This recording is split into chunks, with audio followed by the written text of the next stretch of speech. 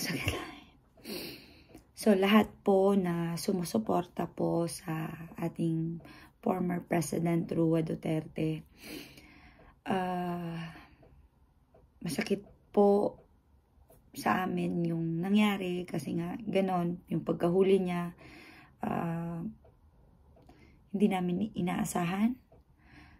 Pero andito pa rin kami na susuporta kay Tatay Digong kahit anong mangyari, lalo na po yung mga taga-OFW.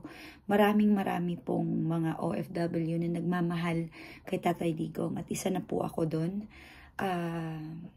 Kahit pong, yun nga pong sinasabi ko, kahit anong mangyari, andito lang kami na susuporta at ipag-pray po namin si Tatay Digong at ang buong pamilya niya sa kanilang pong pinagdadaanan ngayon. Alam po namin, masakit nga sa part namin na hindi namin kano-ano si Tatay Digong, lalo na po dun sa pamilya niya.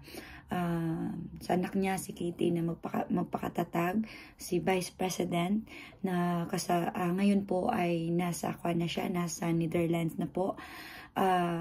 Ipag-pray lang po natin na sana maging tahimik po ang aming bansa, ang ating bansa sa Pilipinas. Diba po kasi nagkakagulo na dahil, ay nako, sana darating yung araw na, ay ano ba yan, basta, sana matigil na to lahat, bumalik sa dati, kasi life is too short naman diba? Kaya, sa lahat po na sumusuporta kay Tatay Digong, laban natin to.